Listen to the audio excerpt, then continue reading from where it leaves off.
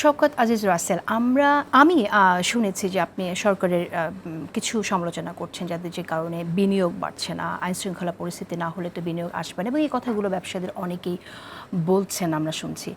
ঠিক কেন ব্যবসায়ীরা সরকারকে সহযোগিতার জায়গায় পৌঁছাতে পারলো না, সেই যে কানেকশনটা, ওইটা আমরা দেখলাম না কেন? প্রথমত আমি এটাকে সমালোচনা মনে করি না। আমি মনে করি আমরা সরকারকে কমিউনিকেট করার চেষ্টা করি যে ওনাদের কোথায় ভুল হচ্ছে। যেমন ধরেন, এখন সুতা যদি আপনি ইম্পোর্ট করে নিয়ে আসেন ইন্ডিয়া থেকে, তাহলে আপনার কিন্তু বন্ড ফ্যাসিলিটি পাবেন, ডিউটি কিছুই দেওয়া লাগছে না। কিন্তু আপনি সুতা বানানোর জন্য যদি তুলা নিয়ে আসেন, যেটা কাঁচামাল, ডিরেক্ট কাঁচামাল, তাহলে আপনাকে 2% করে এআইটি দিতে হবে, অ্যাডভান্স ইনকাম ট্যাক্স। কারণ আমাদের যে কোনো একটা মডেল ফ্যাক্টরিতে এটা অ্যামাউন্টস টু 10 to 12 crore আ ইয়ার। তার মধ্যে আবার 18% আছে আপনার ইন্টারেস্ট। এটা একটা মানে ছোট্ট একটা উদাহরণ দিয়ে বললাম। তো এগুলো কিন্তু আত্মঘাতী সিদ্ধান্ত।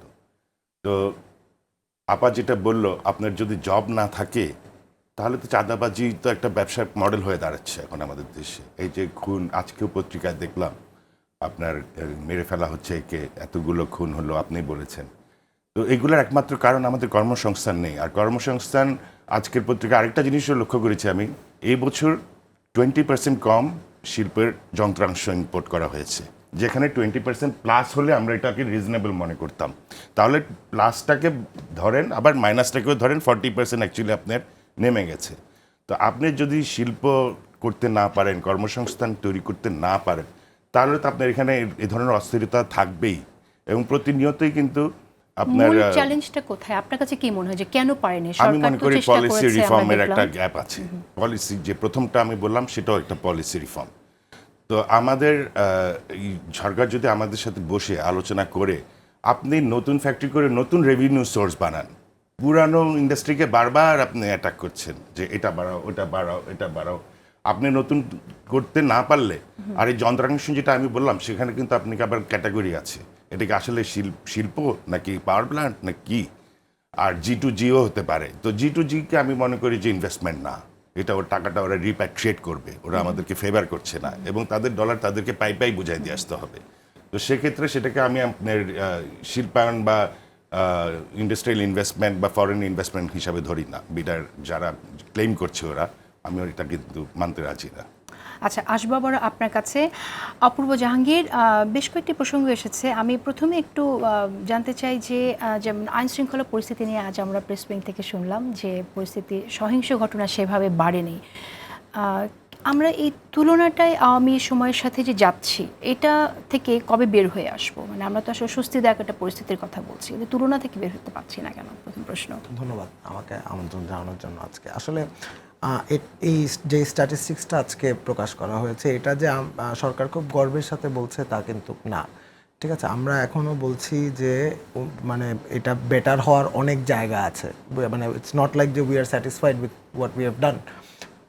These are just numbers. এখানে কোনোটা বেশি আছে, কোনোটা কম আছে, আমি ইয়েতে যাব না। আমি একটু যদি ওভারঅল কিন্তু বড় সহিংস ঘটনা বাড়েনি এরকমটা আমরা শুনেছি। খুন যেখানে বেড়েছে সেখানে সহিংস ঘটনা বাড়েনি, এটা কন্ট্রাডিক্টরি হয়ে যায় কিনা বলছি আমি। বড় সহিংস ঘটনা বাড়েনি, এটা মনে হয় এটা বেসিক্যালি বোঝাতে চাওয়া হচ্ছে যে জুলাই আর অগাস্ট কেন্দ্রিক যে অবস্থাটা ছিল। আমি যদি মোটা দাগে বলি, আমি নাম্বারসে না যাই, তাহলে এটা কম কোনটা বেশি ওই ডিবেটে না যাই। প্রথমেই বললাম যে গভর্নমেন্ট যে এই রিপোর্টে খুব স্যাটিসফাইড তা না। প্রধান উপদেষ্টা নিজেই বলে যে he is not satisfied with his work, it can be better. So এখানে আমি ডিফেন্ড করার কোনো ইয়ে নেই। কিন্তু কথা হচ্ছে যে আমাদের একটু আইন শৃঙ্খলা পরিস্থিতির কথা যেহেতু বললেন, আমাদের একটু মানে মাথায় রাখলে মনে হয় ভালো হয় যে আমরা কোন পরবর্তী সময়টায় আছি।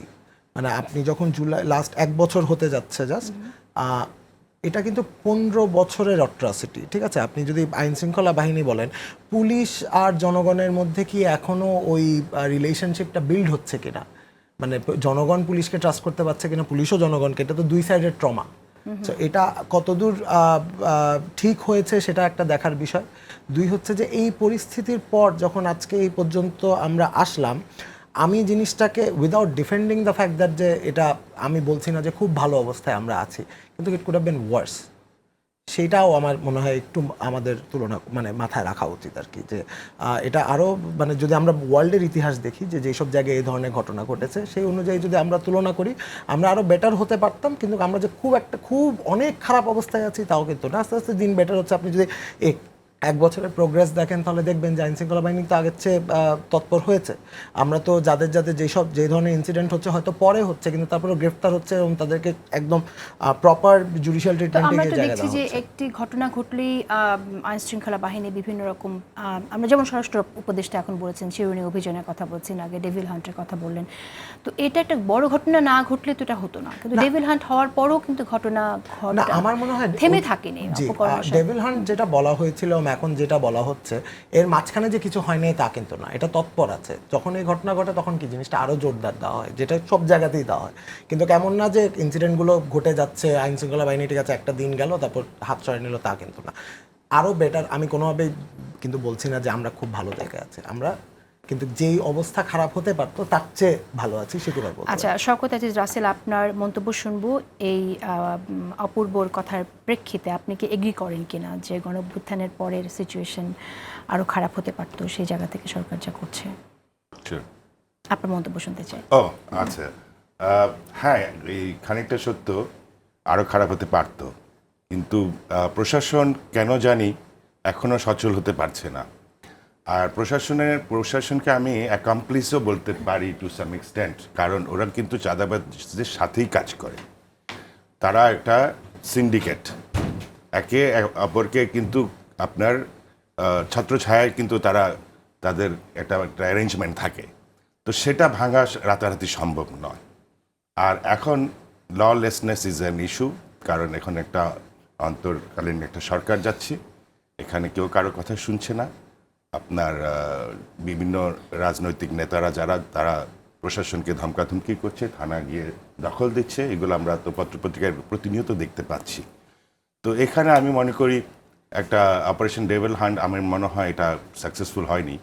এরকম কিছু আনতে হবে, কিন্তু আপনি কতদিন থামিয়ে রাখতে পারবেন মানুষের? আপনি আইদার কর্মসংস্থান দেন অথবা ডিসপোজেবল ইনকাম ইমপ্রুভ করেন। আমি যদি টাকা ম্যাচ করতে না পারি, আমার ক্রয় ক্ষমতা যদি আনতে না পারি, আমার ডিসপোজেবল ইনকাম আপনাকে বাড়াতে হবে, দুটার একটা আপনাকে করতে হবে।